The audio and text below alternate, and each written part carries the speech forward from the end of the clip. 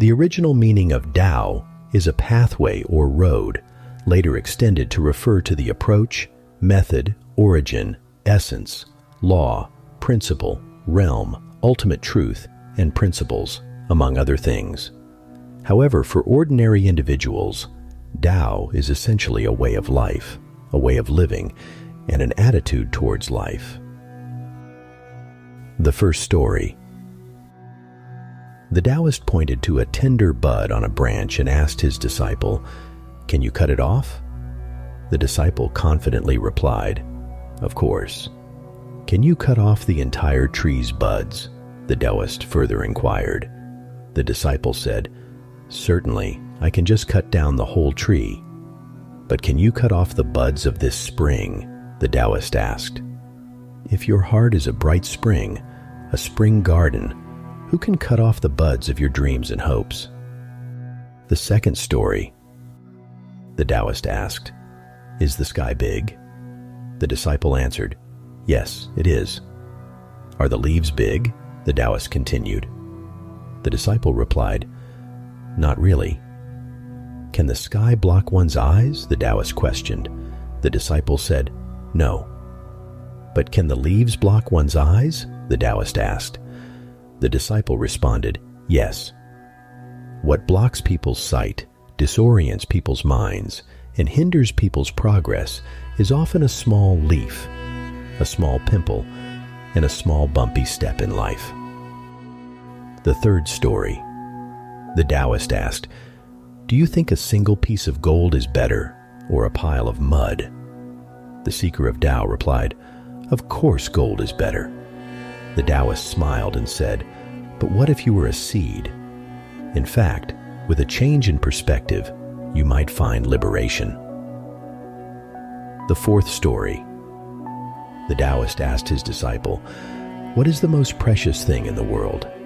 The disciple answered, "That which is lost, and that which is yet to be gained." The Taoist remained silent. After many years with experiences and changes, the Taoist asked again, and the disciple responded, "The most precious thing in the world is what one currently possesses." The fifth story. A young man sought advice from a Taoist. "Master, some say I am a genius, while others call me foolish. What is your opinion?" "How do you see yourself?" the Taoist asked. The young man looked puzzled. Imagine a pound of rice. In the eyes of a cook, it is several bowls of food. In a baker's eyes, it becomes bread. In a wine merchant's eyes, it transforms into wine. The rice remains the same. Similarly, you are still you. Your success depends on how you perceive yourself. The young man suddenly understood. The sixth story. A Taoist saw a scorpion fall into the water and decided to save it. However, each time he tried, the scorpion stung his finger. Undeterred, the Taoist tried again, only to be stung once more.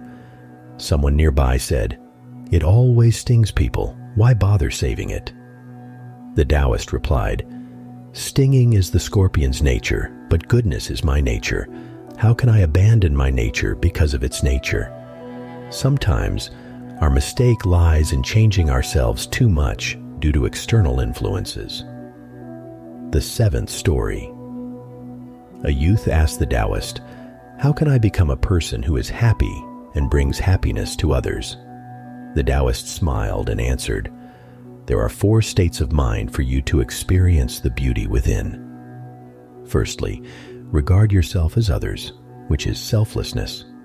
Then, regard others as yourself, which is compassion. Afterward, regard others as others, which is wisdom. Finally, regard yourself as yourself, which is natural." The eighth story.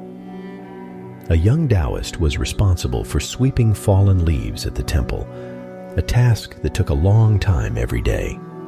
Someone suggested, "Before sweeping, shake the tree vigorously to make all leaves fall. Then, you won't need to sweep tomorrow." The young Taoist thought it was a good idea and did as suggested. However, the next day, the courtyard was once again covered in fallen leaves. No matter how hard you try today, tomorrow's challenges will still come. Do today's tasks well. That is being responsible for your entire life. The ninth story. A crow flying encountered a pigeon returning home. The pigeon asked, "Where are you flying to?" The crow replied, "Actually, I don't want to leave, but everyone dislikes my cawing, so I thought of leaving." The pigeon advised the crow, "Don't waste your effort. If you don't change your voice, you won't be welcomed anywhere. If you want everything to become better, start by changing yourself." The 10th story. The Taoist had a disciple who frequently complained. One day, the Taoist added a pinch of salt to a cup of water and asked the disciple to taste it. The disciple said, "It's bitter." Then, the Taoist added more salt to a lake and had the disciple taste the lake water. This time, the disciple said, "It's pure and sweet." The pain in life is like salt. Its bitterness depends on the container holding it. Would you rather be a cup of water or a vast lake?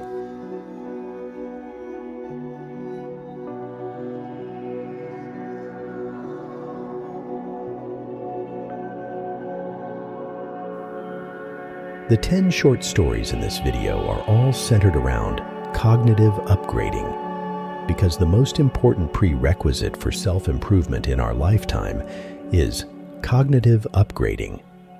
Although these stories are simple in nature, they incorporate ancient Eastern Taoist philosophical ideas and contain extraordinary wisdom about the different levels of cognitive upgrading that are necessary for growth, from our own perceptions of ourselves to our perceptions of the world around us. This is the reason why these 10 short stories are used as the content of our first program. Among them, the first story is about mindset. The second story is about the truth of cognitive limitations. The third story is about multidimensional thinking. The fourth story is about the meaning of time. The fifth story is about know thyself. The sixth story is about respect for nature. The seventh story is about the 4 states of mind of life. The 8th story is about how to live each day well. The 9th story is about the importance of changing yourself. The 10th story is about broad-mindedness and distress tolerance. How do you see yourself and the world? With a change in perspective, you might find liberation. If you find our content valuable, please like this video, subscribe to our channel, ring the notification bell, and share this video with friends and family to spread inspiration. Your participation will fuel our journey together. Thank you for joining us on this path of wisdom and enlightenment. Stay tuned for more inspiring and uplifting content.